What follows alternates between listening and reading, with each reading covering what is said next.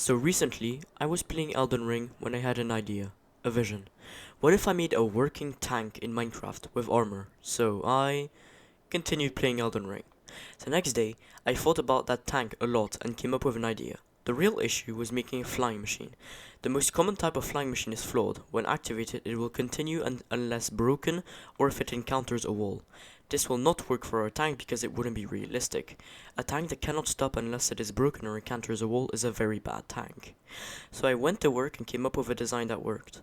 If you shoot an arrow at a target blocked, it activates a piston and the machine moves forwards. Easy. The design itself was very basic, but it worked. The hard part was to put on the armor. The part where the armor was going was already took up 4 blocks. That left me with only 8 blocks for armor.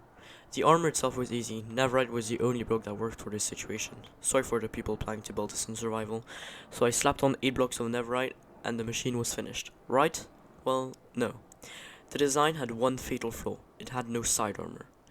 It could resist an explosion at point blank range, but another 5 meters to its side? No, it couldn't.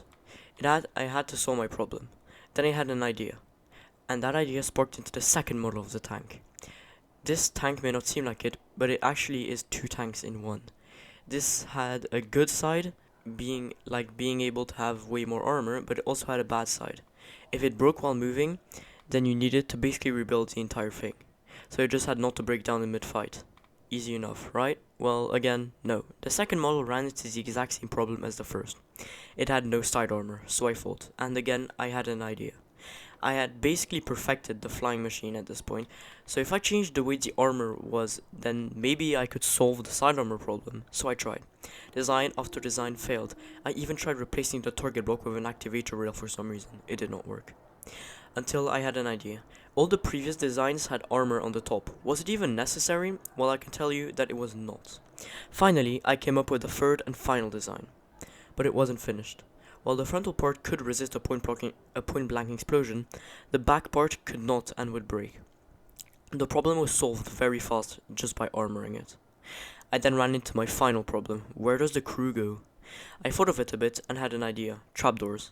The players would be crawling, and when they go to shoot, they flip up the trapdoor, shoot, and flip it back down. These trapdoors would be at the back, safe behind all the armor. Easy enough, right? Right? Like anything on this tank, I put more thought into it than I'd like to admit. Every idea interfered with the armor I put at the back in some way. I tried for hours until I finally got the right one.